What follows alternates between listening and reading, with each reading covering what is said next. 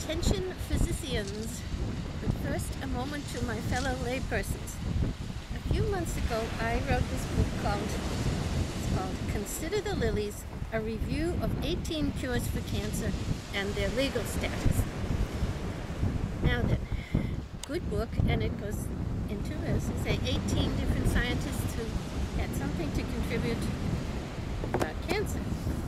Now yesterday I found a book, it's called And Nothing Happened, and that's not to tell my publisher, but it's better than mine.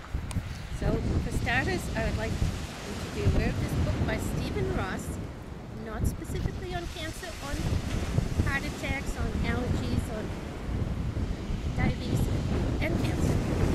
And he lists, in some cases using the same 18 different ones too, of the guys who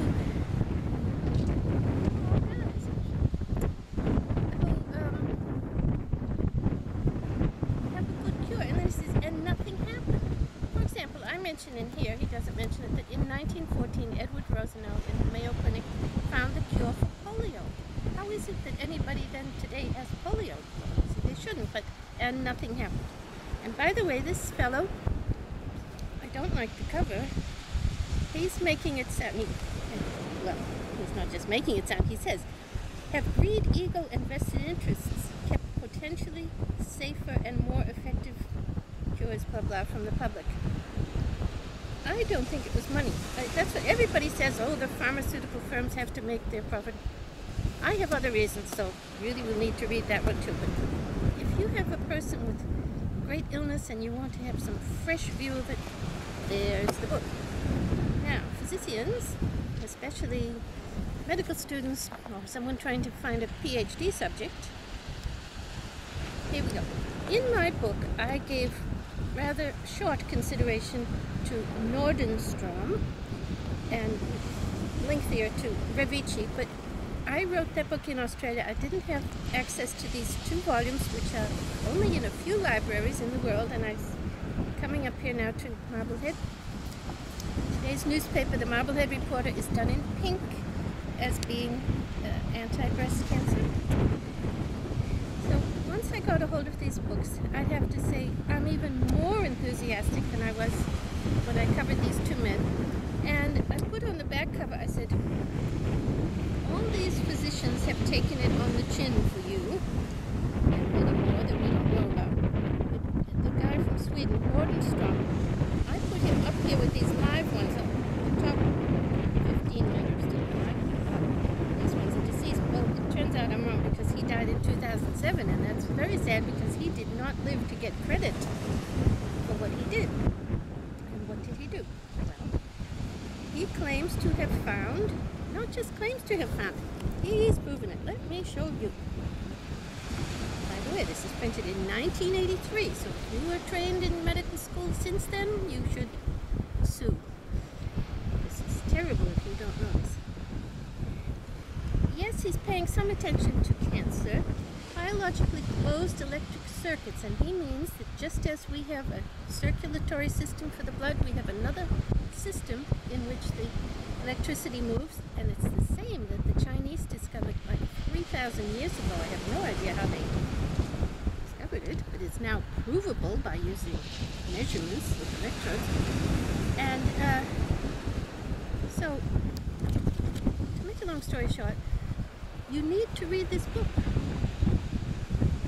You can't not read this book. So look him up on the website by Bjorn Nordenstrom, and at the same time you will find probably, that's how I have to find that guy's book, because he goes into quite a description of Mr. Nordenstrom and how he was a host back in, I don't know, 20 years ago to a meeting, and he told this doctor that he would like to bring in the news reporter like from 60 Minutes or something, and Nordenstrom said no, because they always make fun of him. They might appear to do an interview, but when they produce it, they make it sound like he's a joke. This is tragic. This book is brilliant. As I said, if you don't read it, you have a problem.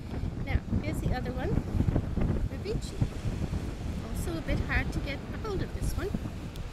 Luckily, I got it from the medical library of Brooklyn Eye and Ear Hospital, and the reason why that library holds it is that one of their old doctors in, since like 1950, was collaborating a bit with Revici.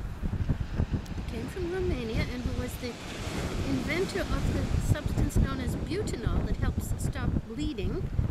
And he says that he lived off his, when it was first under patent and he could get royalties for that thing, that carried him through years of then not having to charge his patients anything, in which case he took in hundreds of patients. And if you want to do a PhD, any page in this 600, 700 page book could be the launching pad for you, because so many of his ideas have not been taken up. But just listen to this, because I love this one. He says,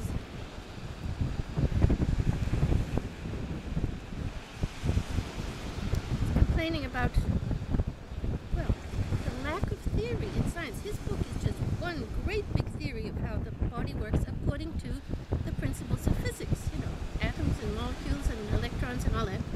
And he's saying, look at how there's so little theory out there today.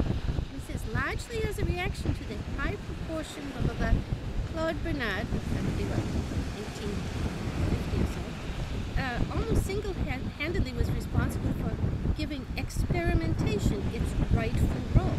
I find that, however, in ensuing decades, the relationship between theory and experimentation has been progressively distorted.